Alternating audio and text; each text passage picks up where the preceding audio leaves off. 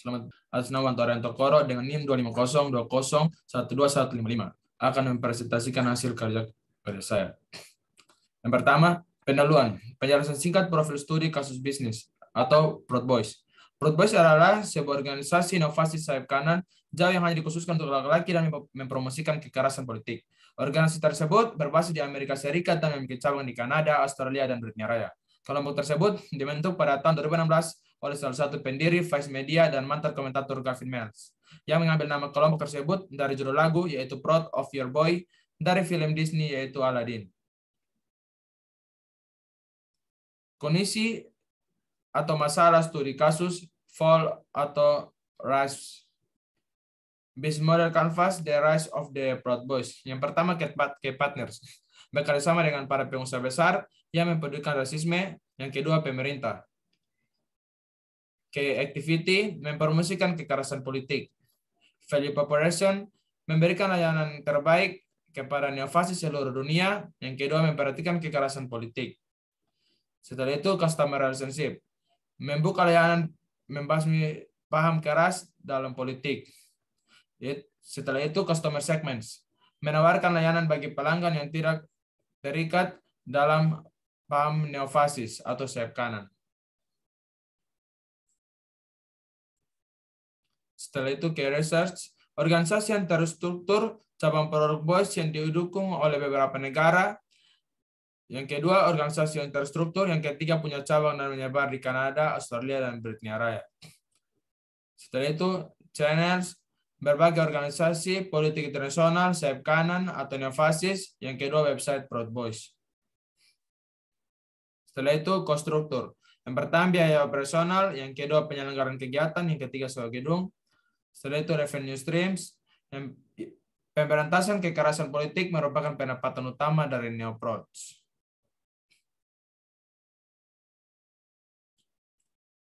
Setelah itu, business model Canva, the fall of the Carnival Corporation Cruise Industry. Yang pertama, K-Partners. Kemungkinan penerimaan kerjasama dengan pemerintah Indonesia ditolak. Yang kedua, K-Activity. Demo yang membuat keributan di jalan dan merusak fasilitas umum. Yang ketiga, Value Proposition. Organisasi ini terlibat dalam pro-Trump dan aksi rasisme. Yang keempat, Customer Relationship. Banyak orang belum percaya karena organisasi ini banyak menimbulkan kericuhan terhadap masyarakat. Yang kelima, Customer Segment.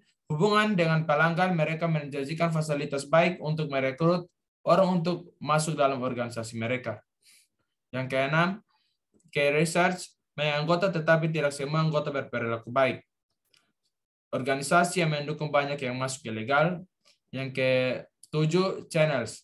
Website yang kurang menjelaskan dengan baik apa itu Proud Boys. Yang kedelapan, konstruktur. Penyelenggaraan kegiatan dengan fasilitas kurang memadai dan gedung yang tidak terawat. Yang kesembilan, revenue stream. Pemberantasan kekerasan politik merupakan pendapatan utama dari Neoprouds, sehingga mereka banyak membuat masalah di jalan agar mendapatkan pendapatan.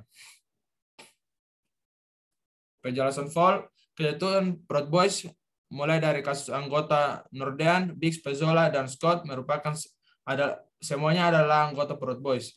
Semua organisasi ekstrim sayap kanan dengan antara 5.000 dan 35 orang anggota, tergantung pada siapa Anda bertanya. Jaksa menuduh bahwa lebih dari 60 orang yang berafiliasi dengan Proud Boys menggunakan saluran Telegram terkripsi untuk merencanakan acara 6 Januari termasuk Biggs, Norden, dan Pezzola. Scott ditangkap pada bulan Mei dan didakwa dengan penyerangan terhadap seorang petugas federal di samping tuduhan lainnya. Biggs yang menolak berkomentar melalui pengacara didakwa dengan konspirasi, menghalangi proses resmi, dan perusahaan properti. Pemerintah di antara tuduhan lainnya, Nordean didakwa dengan kejahatan termasuk membantu dan bersekongkol dengan perusahaan properti pemerintah atau yang hakim dalam sidang Maret yang diidentifikasikan sebagai kejahatan kekerasan, menghalangi proses resmi, dan perilaku tidak tertib di gedung atau pekarangan terbatas. Jika terbukti bersalah, dia bisa menghadapi lebih dari 30 tahun penjara, atau pengacara Nordean menolak berkomentar, pengacara Pezzola tidak menanggapi Rolling Stone. Tergugat telah berargumen dalam pengajuan pengadilan bahwa Proud Boys adalah organisasi yang terstruktur secara longgar dan bahwa penyerbuan Capitol adalah tindakan yang murni spontan. Memang dalam sebuah wawancara dengan Rolling Stone, Ketua Proud Boys Inquirer Dario mengklaim FBI menggunakan kelompok itu sebagai kambing hitam untuk menjelaskan kegagalannya sendiri dan bahwa Proud Boys tidak pernah berencana untuk menyerbu Capitol, menghubungkan tindakan mereka hari itu sebagai akibat dari mentalisme massa.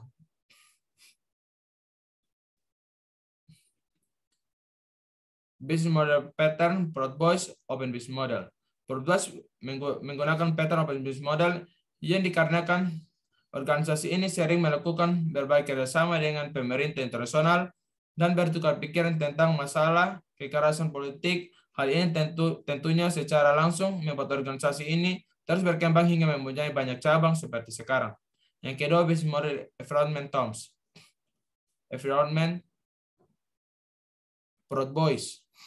Proud Boys menawarkan alasan sederhana pada bisnisnya. Mereka menggambarkan diri mereka sebagai klub yang beranggotakan laki-laki dari Chauvinist Barat yang menolak meminta maaf karena telah menciptakan dunia modern. Kelompok yang anggotanya multiras telah diseret karena retorika misoginis, anti-muslim, dan anti-imigrasi oleh para pendukung yang memantau ekstremisme.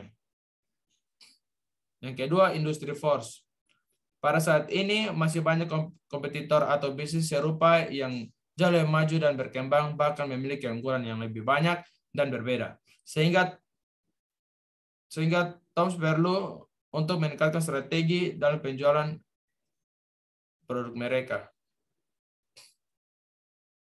Tren pada saat ini, orang berkulit putih melakukan rasisme organisasi politik dalam berjalan sehingga bisnis Proud Boys tetap berjalan dengan menolak rasisme dan politik-politik yang tidak berjalan dengan istimewa.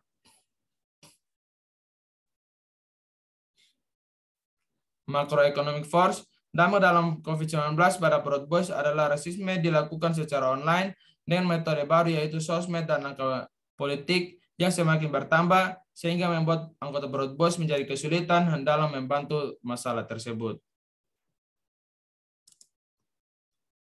Setelah itu, value proposition canvas. Customer profile yang pertama, Gen Proud Boys. Mengangkat suara masyarakat dapat membantu komunitas sosial dan berbuat baik dalam membantu mencegah rasisme. Yang kedua, Pains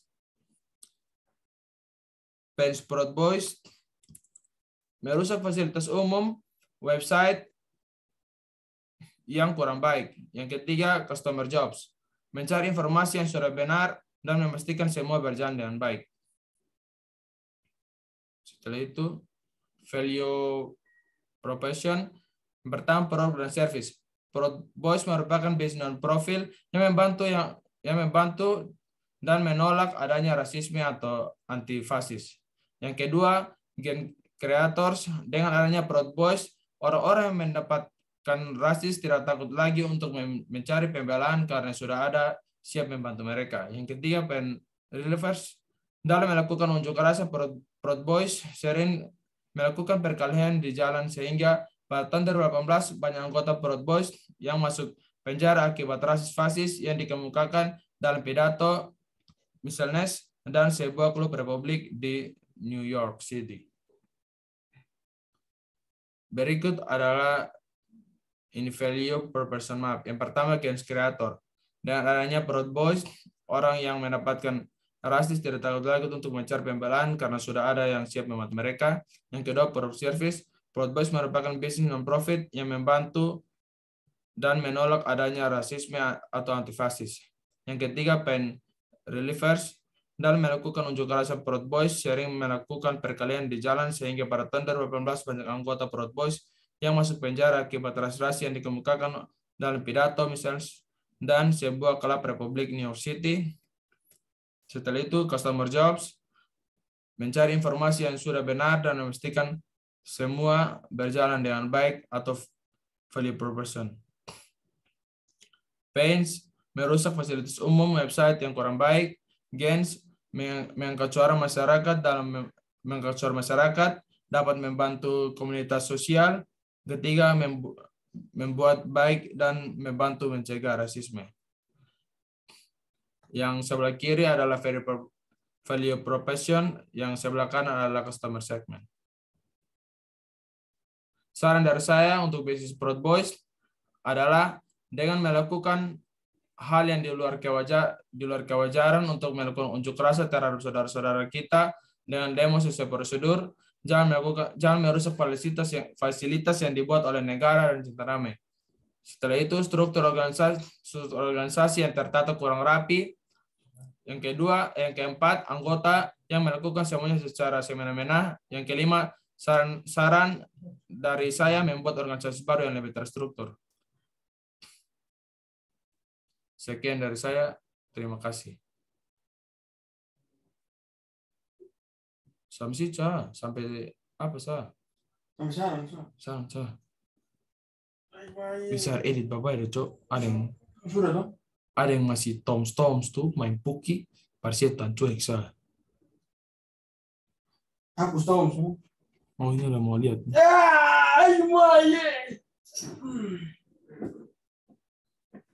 Celukan menangis ikut.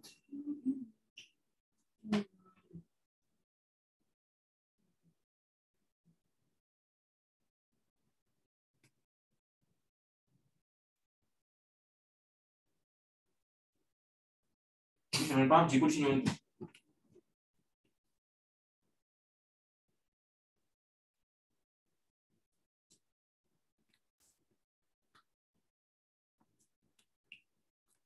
Woi, bikin titik tambah di sini. Ini apa? Yang mana nih? Ini gain creator nih. Woi. Titik tambah maksudnya? Ini titik tambah, ini bulat.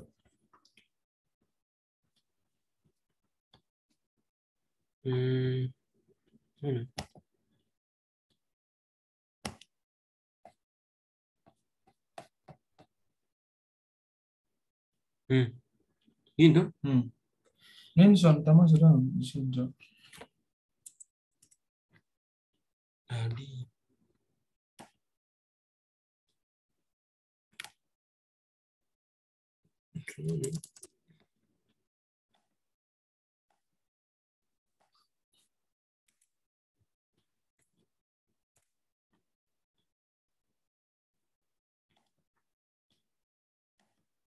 Ayo sudah.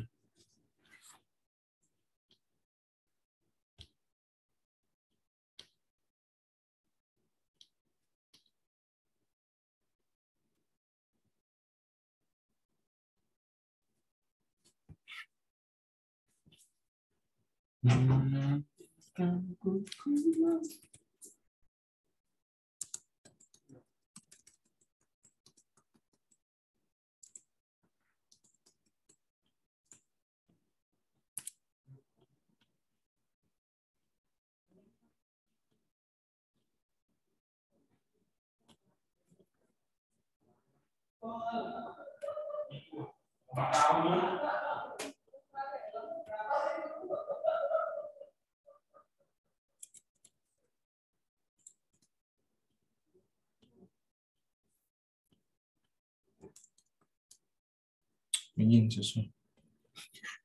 Sudah tuh? Sudah. Ini. Kirim di WA aku apa nih? WA lama pasti. Lu belum download lagi.